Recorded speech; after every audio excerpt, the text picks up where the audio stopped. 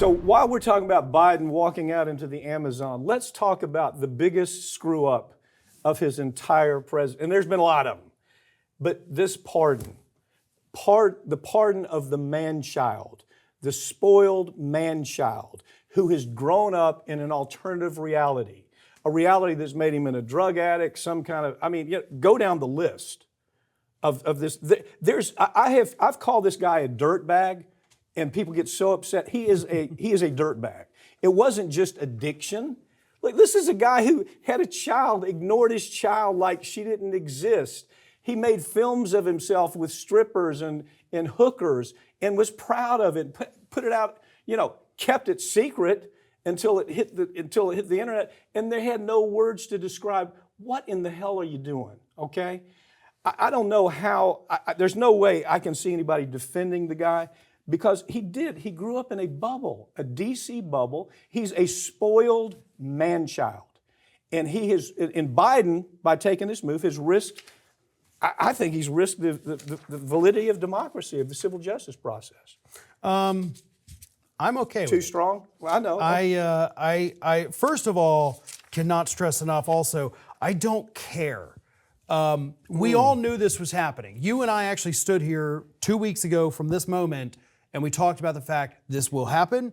And at the time, both kind of agreed, like, hey, whatever, it's going to happen, no big deal. Yeah.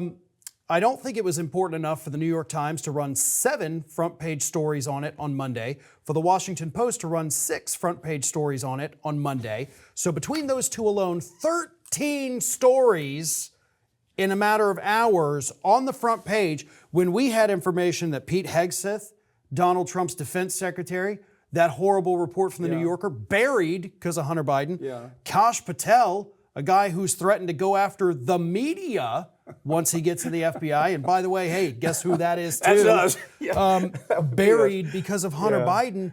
And look, I don't think that Hunter Biden is a good person by any stretch. I'm not defending anything this guy has done. I'm sure but you're not.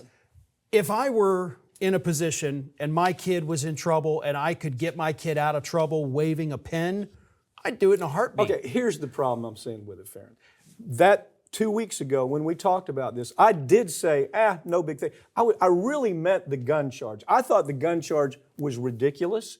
They had to really work to do it.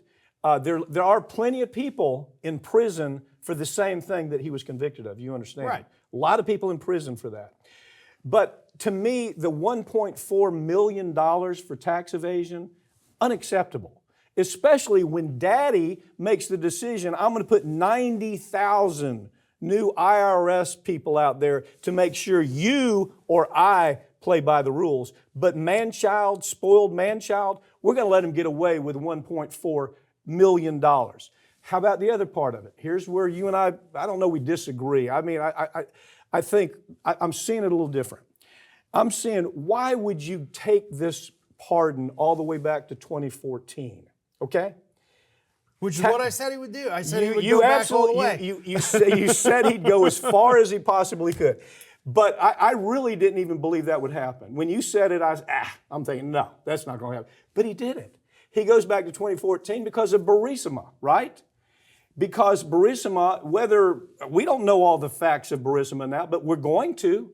And the truth is, it's going to involve his brother. It's going to involve Jim Biden, Joe Biden's brother, possibly the entire family. And they don't have immunity, you understand. At this point, there has not been a blanket immunity all the way back to 2014 for the entire Biden family. It's a problem for them, whether you want to accept that or not. If I'm a prosecutor and it's payback time, I'm going to go to Burisma. And I'm going to say, wait, let me get this right. Here you had a totally corrupt oil and gas company that was being prosecuted by somebody who had all the material on them.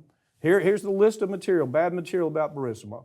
All of a sudden, the President of the United States shows up and says, you better fire this prosecutor or there's going to be sanctions. Yeah, the global community, you mean. Not just our president, the global community. I understand, but the president participated when his son was on the board, Farron.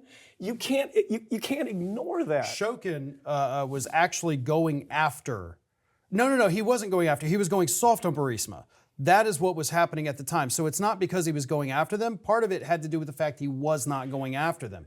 But let me also say here, though, is that we had, for 2 straight years now, we're in the 24th month of it, Republicans in the House of Representatives on 3 separate committees every week investigating this stuff. Yeah. They got nothing. Okay, Nothing. They brought in these so-called whistleblowers. Some they had to pull out of prison. But you know what they're saying about that? They're saying now whether it's true or not, it's a pretty good talking point. The talking point, the very reason we couldn't get to the bottom of it was because we had the DOJ interfering with real information. That's the talking point on that. I know exactly what you're saying. But their comeback is that's the talking point. And so, I mean, I don't know. The guy's a dirtbag. And to say, I'm going to save this dirtbag and run the risk of every American thinking there's a 2-tier justice process in America. There's the haves and the have-nots. The have-nots go to prison, the haves don't. That somehow we can actually say we're above the law. And when you add the fact situation up with Jim, Biden's brother, being involved in the Brissamy thing, we don't know where that really goes, or our big guy being involved. It's these little bits and pieces to where I used to prosecute. And I got to tell you, if I had these little facts and I wanted to make them count, all of this we're going to see again and again. So I think he has to give he needs to blanket pardon the entire Biden family, I believe. Well, I mean, look, another part to me, too, is that we got a guy that's coming into office that has 34 felonies, convicted of 34 felonies. So is Hunter Biden above the law now? Sure. We got a convicted felon walking into the White House. We got a pardoned criminal, a pardoned felon, kind of like Hunter Biden is now, that's about to be the ambassador to France. So, you know, I get it. If we want to sit here, not us, but the media has made this into this is the biggest story in the world.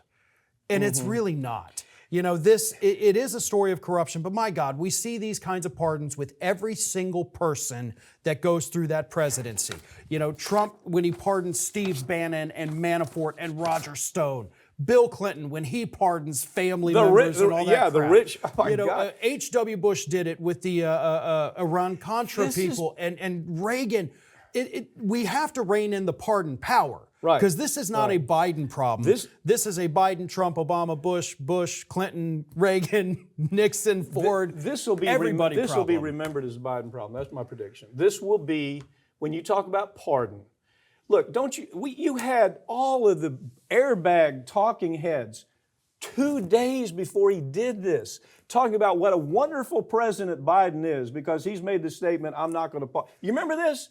I mean, MSNBC, you couldn't turn it on without these accolades about what an incredible man this is, how honest he is, how above the law. I mean, how really the law. And that's what drives you crazy about that is everybody with a brain knew this was coming. I'm not suggesting we're the only people with the brain, but we did. We talked about this a lot. We even talked about it every time we talked about Biden, even possibly resigning the presidency. We said, you know, go out there, pardon your son, resign from office. Pardon your son, resign from office. We have so many clips of us saying that this is what was going to happen. And so for anybody to act like this came out of left field, like the media is doing, you are too stupid to be talking about the news anymore then, because, my God, a child could have predicted that Biden was going to pardon his son. How about Whoopi Goldberg in The View? You would have thought that they were inviting Biden on the show to have sex with him because he's such a remarkable person for not pardoning his son. That's how crazy this is. And then today you got Whoopi out there, oh, well, he didn't know he was going to pardon. Have you heard that argument? The argument, he didn't know he was going to pardon. Like he just woke up one day on Thanksgiving morning and said, by golly, I have figured something out. He may not know that he did pardon him. I mean, to be honest, he may not. He may see him at Christmas dinner and say, I thought you were in jail. Okay. I don't know.